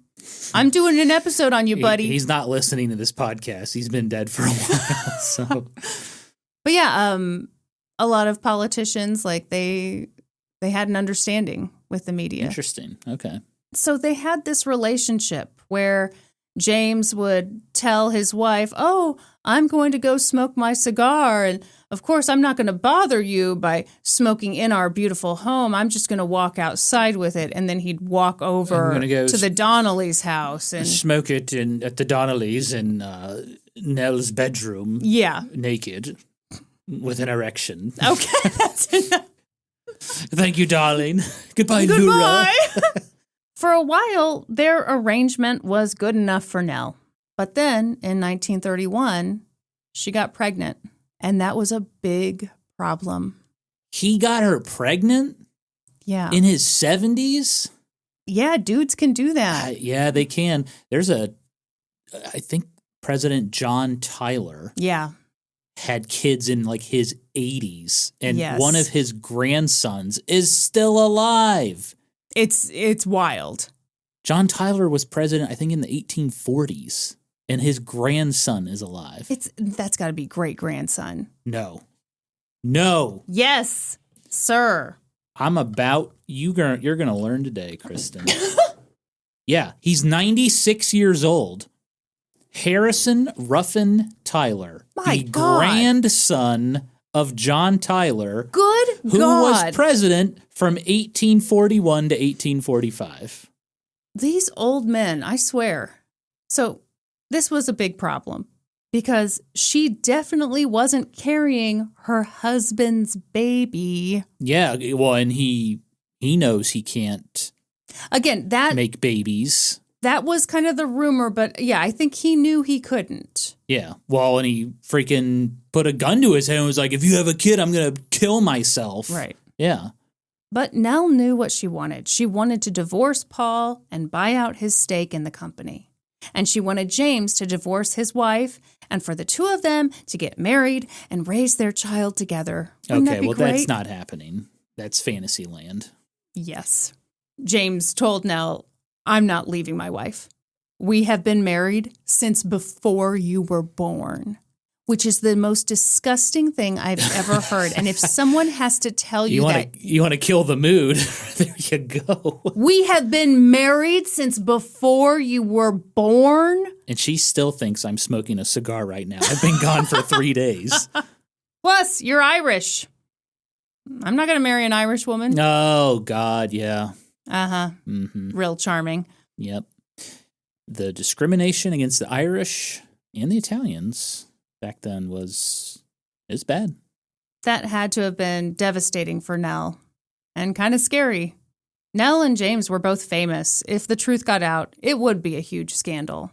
It would probably mean that he could never be a serious candidate for president, and it might harm Nell's business. People love the story of her and Paul, right? Although she really shouldn't worry about his political ambitions because it's like, okay, you got FDR. I guess she didn't know that at the time, but like, yeah, you're going to have FDR for like 15 years. Yeah, so. I mean, they don't know that at this time. Yeah. And also, James A. Reed thought the New Deal was so stupid. So stupid. He also didn't think that women should have the right to vote. I mean, it's just all I bet he loved Frances Perkins. Yeah, right. I bet he said all kinds of terrible shit about Frances Perkins. God damn it, James A. Reed. Future topic? No. Wait, did we already say future topic on James A. Reed? No. Okay. I don't want to do another episode on this guy. Okay, fair enough. Okay, so what do you do in this situation, Norm?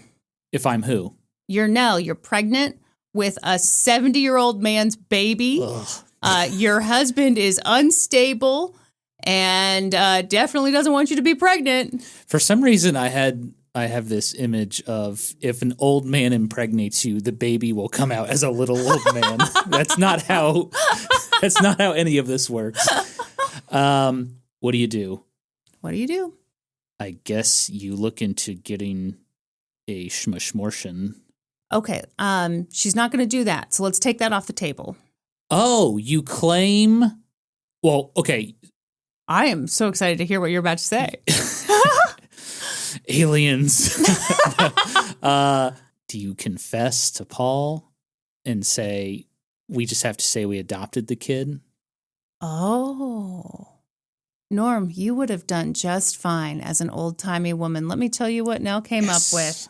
In the summer of 1931, she announced that she was going to Europe to adopt a child. Goodbye now, going to Europe. Well, I'll be gone 9 months to adopt this child. No, she left when she started showing, I think. Yeah. And those dresses were, if she switched back to the old Mother Hubbard dress. Yeah, I bet she wished she hadn't started a revolution, huh? Yeah, huh. That would be funny if she's like, okay, designers, I've come up with the next big thing. Yeah, it's a tent, and I think we should just all wear these tents for like the next year or so. Yeah, these will be in for like 9 to 10 months. Uh-huh. So everyone start making these right now. And again, if I get myself into another weird jam.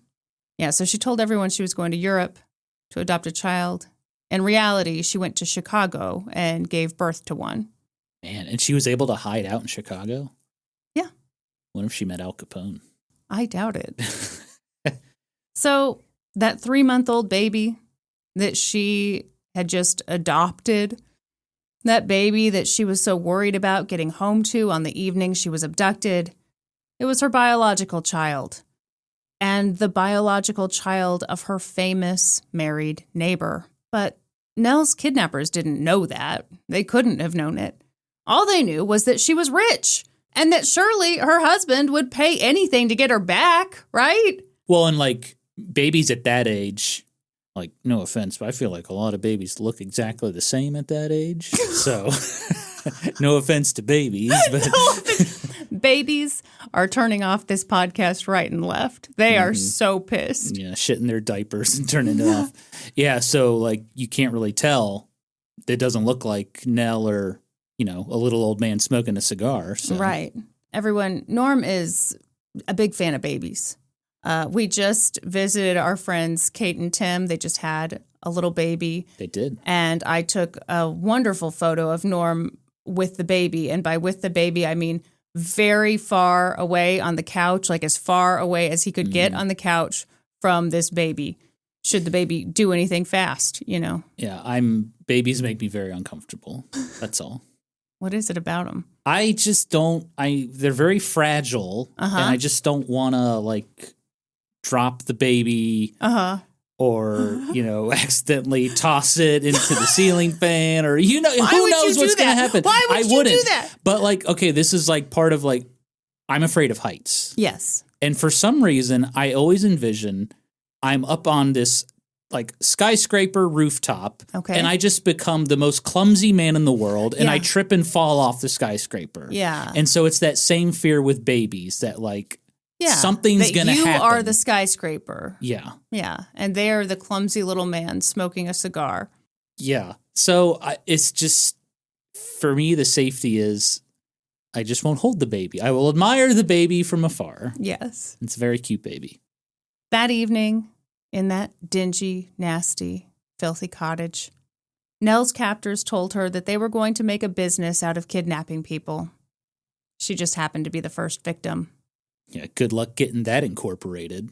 Secretary of State. Well, what's your operating agreement? Yeah, we kidnap people. Yeah, that's what we do. Uh-huh.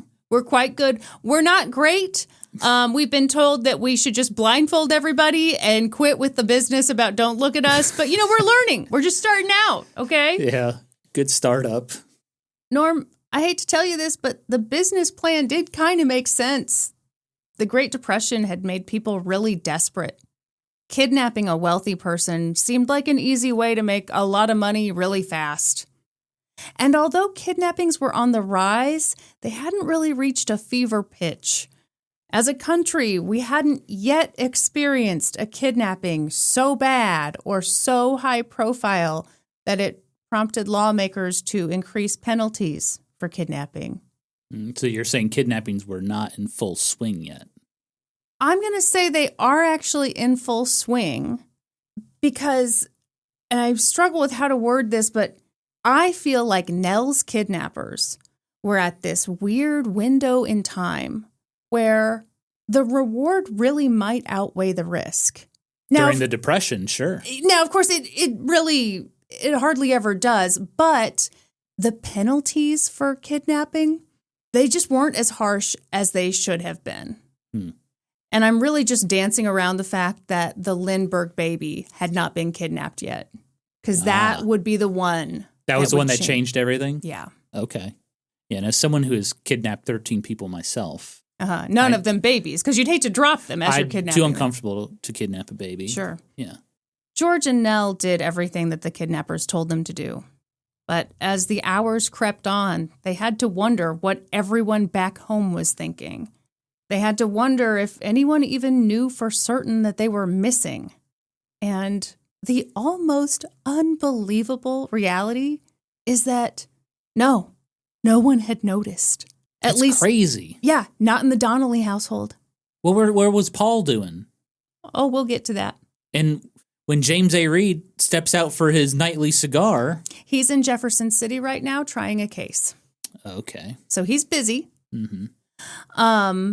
Now, the nurse who'd been hired to take care of baby David, not named baby Davy, although he should have been, noticed that Mrs. Donnelly didn't come home at 6 to relieve her of her duties. So, of course, she noticed.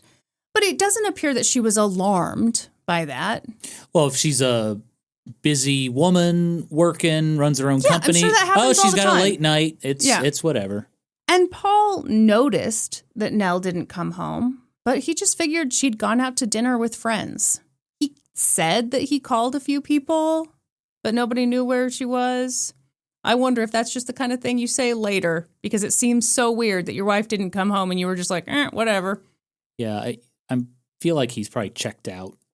I do wonder if marriages where there's this much money and there's already kind of an understanding, hey, we're both cheating on each other, the idea that you're like tracking one another's movements might not make sense. She goes off to Europe a bunch. He goes off God knows where. Maybe that was just kind of what their marriage was like. Yeah. Well, okay. Backtrack here a little bit. Mm-hmm. When she was like, I'm going to go to Europe and adopt a baby, was Paul in on this? Did she tell Paul I do not know. Wow. A real mystery. It's funny. Her family didn't come out and state the obvious, that the baby was biologically hers and James A. Reed's until like the early 2000s. Damn.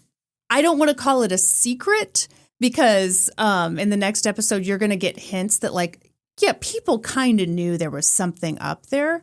But I can't say for certain that she went to Paul and told him the truth. I think there's an argument for, if someone's really unstable, not an argument to lie to him and go give birth in Chicago, but you know what I mean? Yeah. You got to be delicate about the situation. Sure. She's thrown away 30 of his handguns. That's right. So, yeah, no one noticed that Nell Donnelly was missing. As for George, well, George was married. He and his wife, Savannah, were active members of their community. They were active in their church, members of clubs. They just started renting a little place on Norton Avenue. It's no longer there. I hate to tell you. Damn. But if Savannah was worried about George, it seems very unlikely that she would have called the police. In the 1930s, the Kansas City police force, in addition to being very corrupt and largely under the control of the Kansas City mob, had a reputation for being horrible to Black residents. So, if Savannah had sensed danger, she would have been pretty unlikely to call the police for help. Understandable. All this to say that for the kidnappers, this was the perfect scenario. They wanted this done quietly, they wanted their money quickly, and they didn't want the police involved. Worked out great. Sweet. Mm-hmm. So they set the remainder of their plan in motion. They set Nell down at a table with a pen and paper. They shone a flashlight on the page, and they told her to write her own ransom note. She asked them, well, who do you want me to write to? And they were like, write to your husband. But Nell knew that was a bad idea. She told them that her husband had been ill for the past 2 weeks. She said if he got a ransom letter, it would make him even more sick. And the men were like, well, you've got to write to someone.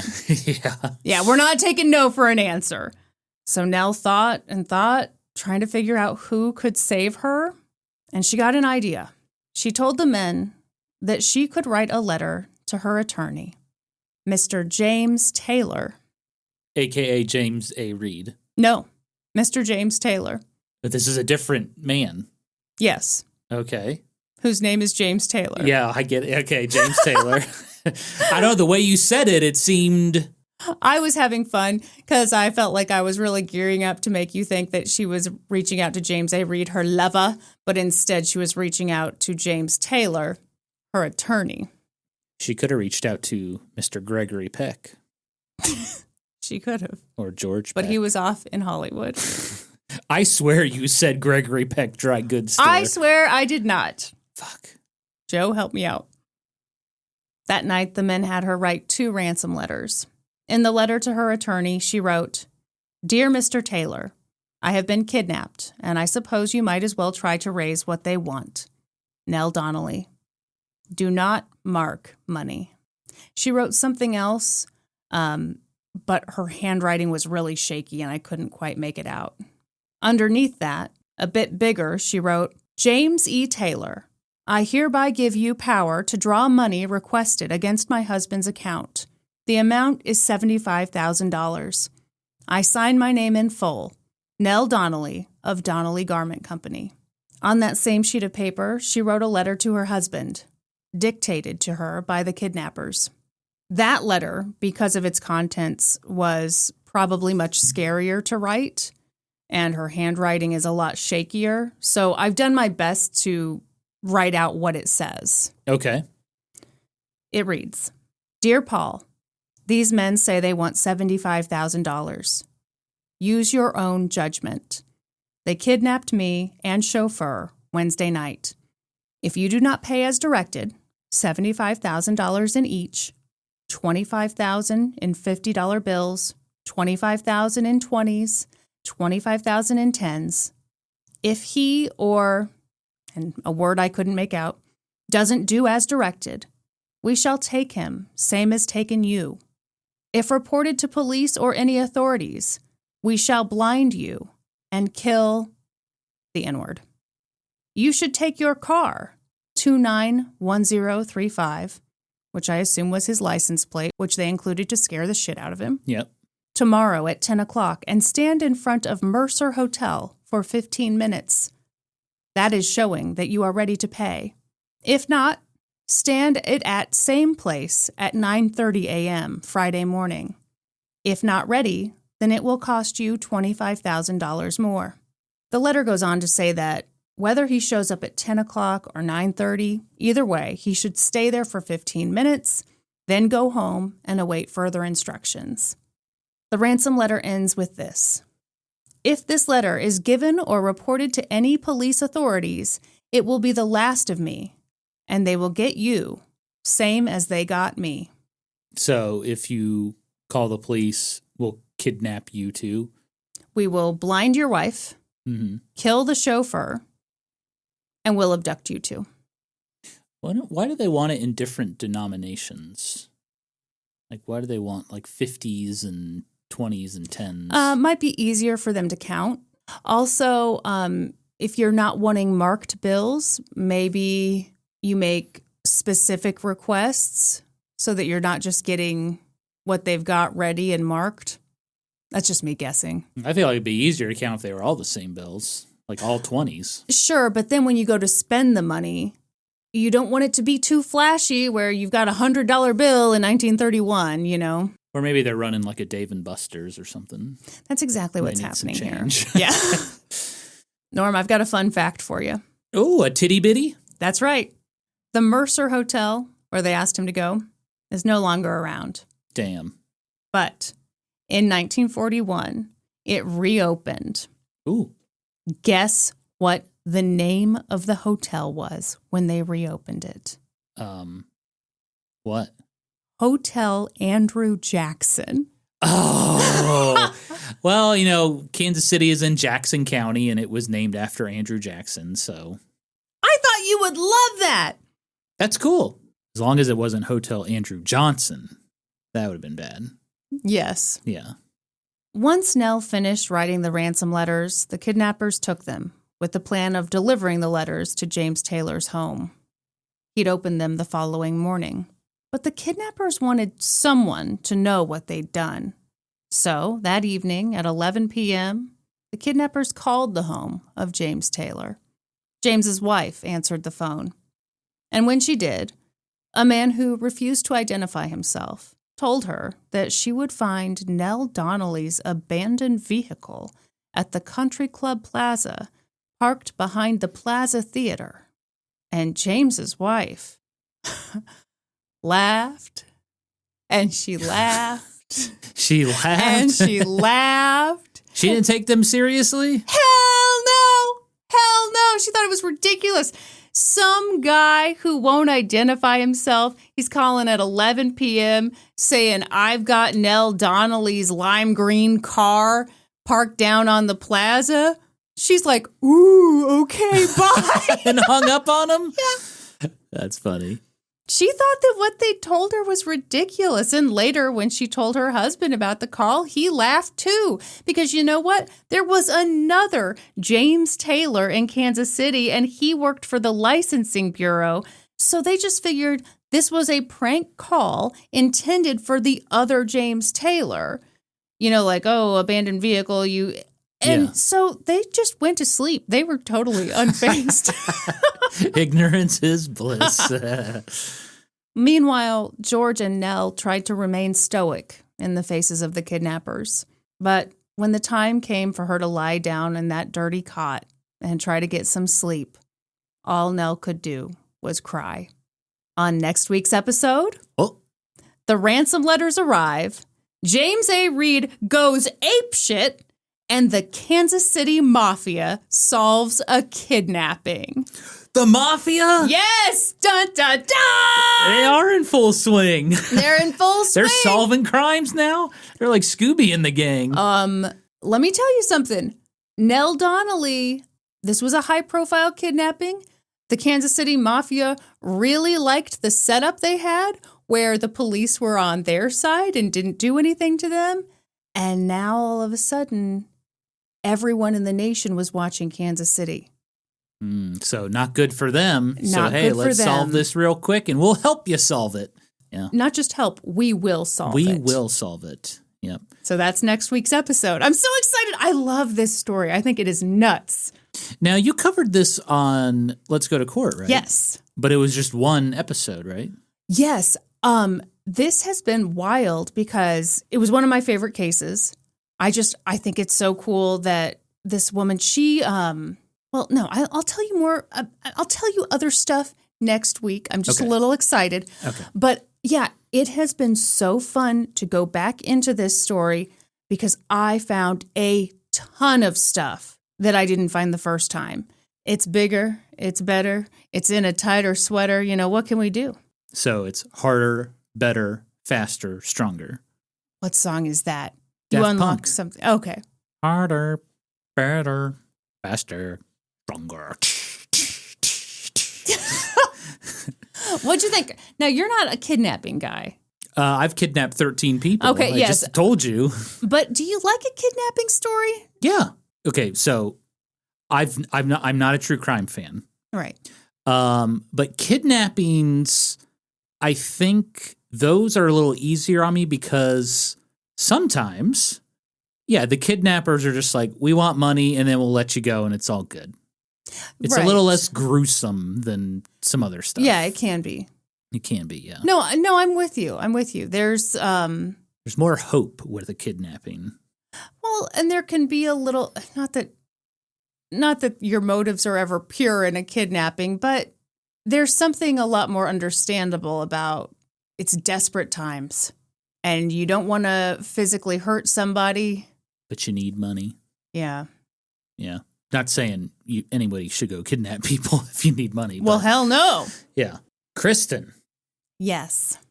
in this episode, we talked about a tumultuous marriage. Oh. Yes. And I think maybe we should talk to the history hose about a show we've been watching recently that also features tumultuous marriages. Uh-huh. And that show is called Married at First Sight. Everyone. Norman's dad recommended this show my to fucking me. dad pulled Kristen aside at Thanksgiving and was like, Kristen, I think you'd love this show. It's He called was right. Married at First Sight. Okay, everyone, it's on Lifetime. It's on Hulu right now. They've got several seasons. I will tell you, every episode is an hour and a half long, which is insane and totally unnecessary. What you need for every season, you watch the first couple episodes, you watch the last couple episodes, and you fast forward in all the episodes in between to go to your most dramatic couple. Yeah, it's an interesting show. It's way too long. You know, like you said, each episode is like an hour and a half. It's and insane. then each season is like 18 to 20 episodes. Yeah. And a lot of the episodes are like they're sitting down and they're just like, so what made you want to do this wild experiment? And they're like, I just think I want to be a bit more vulnerable. It's like the most generic talk in the world. I love it. I love it. The beginning is interesting because you learn about them and their interactions when they first meet. But like the stuff that the producers are like, okay, you're going to sit down at this countertop bar in your boring apartment and you're going to talk about these bullet points. Drink out of glasses that are frosted so you can't tell the amount of liquid that's in the glass so that we can edit as much as we need to without the glass being a giveaway. Yeah. So this is the perfect segue. So my sister Kyla and I have been talking for a while about doing some kind of reality show podcast. I don't know what it's going to look like, but we talked about like, what if we just watched the wildest episodes of random reality TV shows? Yeah. And we just talked a bunch of smack. First of all, you and Kyla doing a reality TV podcast would be it's our greatest passion. Entertaining. But I actually think you should just go do the whole season. I don't know if I would jump around. Really? Yeah, rack it up, rack it in, let me begin. And I'm supposed to take advice from you? This man right here? Okay, Married at First Sight. There's some characters on this show. Oh, you're wanting to do a recap right now. I want to talk more about this show. Okay. Yeah. Fine. Yeah. There's some characters. We watched season 14, which features a man named Mark, who his job, something to do with gym memberships. They don't actually say what. I love it when they're vague about their job titles. Yeah. The vague job titles always sound way better than the reality. Yeah. So he marries this woman named Lindsay, who is just, she's intense, folks. Let me tell you. But like they're just characters. There's one scene where they're like cleaning out his apartment, and she's like, "Oh, what's in this box?" And it was like a bunch of like, I think audio CDs And he was like, yeah, those are my 90210 CDs. Yes. And I'm like, what the hell is that? What the hell is that? And they didn't explain. No explanation. We're left hanging. More detail. And then also in that season is this woman named Alyssa, who is matched with a pleasant gentleman named Chris. She takes one look at him and is like, no, and proceeds to basically not participate in anything, claiming the experts fucked up. She has been wronged and that this guy is a huge asshole and is super mean. It is like, you want textbook gaslighting? Oh, yeah. Watch that unfold on that show. To me, what was so interesting about that was you see where her mind's at. You see her look at him and not feel any physical attraction. But you also see her kind of going, but I'm on TV. And I don't want to be the person who's like, hey, yeah, I know I signed up for Married at First Sight. I know that's the whole gimmick. I just didn't think you'd look like that. And now I'm mad and now I want out. So she tries to like lie her way out of that. Yeah. And act like, oh, well, it's actually his personality. And of course, the great irony of the whole season was like, lady, you would have looked so much better if you had just been like early on, hey, I'm so sorry. I don't feel the physical attraction. I don't think I can get there. I shouldn't have come on this show. Yeah. Apologies to you. Gracefully bow out. Yeah. There's one scene where... Or actually try. Actually be a mature person fake and try. Fake it till you make it. There's one scene where I think the producers forced them to play tennis with each other. Yeah, that was great. And then she just quits midway through. She's like, I just can't do this. And the producers come up and they're like, what's wrong, Alyssa? What's wrong? And she's like, he's just so mean. I mean, just look at him. Look at him with those hand gestures. And they cut to the camera and Chris is talking to, I think, another producer. And they're just like admiring the architecture of Puerto Rico. And they're just like, yeah, look at this building. Look at this. And he's just like pointing out stuff Chris he is notices. what we call a non-threatening boy. He is a non-threatening boy for sure. He plays disc golf. They had some great B-roll of him throwing discs in slow motion. Yep. Kristen cracked up every time. Well, he was playing it with a tucked-in polo, which is a look. I mean, it was really something. Yeah, so Norm feels strongly that the show is a little too stupid for him. I get that. It's not too stupid for me. I like it. Well, we have an agreement. It's, Kristen, you watch Married at First Sight all you want. You don't have to wait for me to watch episodes. And you can just give me the recap. This show moves very slowly. I'm not going to miss anything. It's a glacial pace. Yeah. And they have a relationship expert on there whose name is Dr. Pepper, which is just great. We watched season 1 last week. Yeah. And it is so different than like the later seasons. It's like, you know, kind of like the pilot season. Yeah. Where they're trying to figure out how the show is going to work. And they have like experts on the show that I have never seen before. And I did think that season was pretty good. They only had 3 couples instead of 5. And there were only 10 episodes instead of 60 in the later seasons. I want all the couples. I want maximum couples. That way, someone's going to be interesting. So I think out of 3, you'll find one. No, false. No, the episodes are too long. Let me tell you, as the one who actually watched the whole thing, no. You need minimum 5. Minimum 5 couples. Yeah. My favorite thing from season 1 was, you know, they're explaining how the show's going to work. These experts find these people and then they match them up. And according to the show, they're using this secret proprietary software that the CIA uses as well. Uh-huh. And I thought it would be funny if in season 1, they run the software to match up some young lady with some dude. And the software glitches out and it actually matches the woman with a known wanted terrorist from the CIA's hit list. Great idea. I would watch that TV show. So yeah, that's what we've been up to. Talking with friends? No. Hanging out with people? No. Social activities? No. Watching a ton of Married at First Sight on the recommendation of Norm's father. Yeah, thanks, Dad. Well, we've been recording for 2 hours and 15 minutes now. Oh, geez. Okay. So, but I just had to talk about Married at First Sight. Well, that was a must talk about it. Yeah. Stay tuned for the next episode. It'll be part 2 of Kristen's series on the Nell Donnelly kidnapping.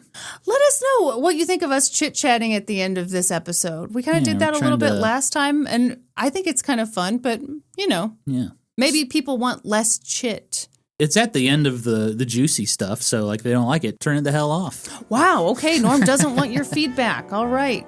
Kristen, you know what they say about history, hoes.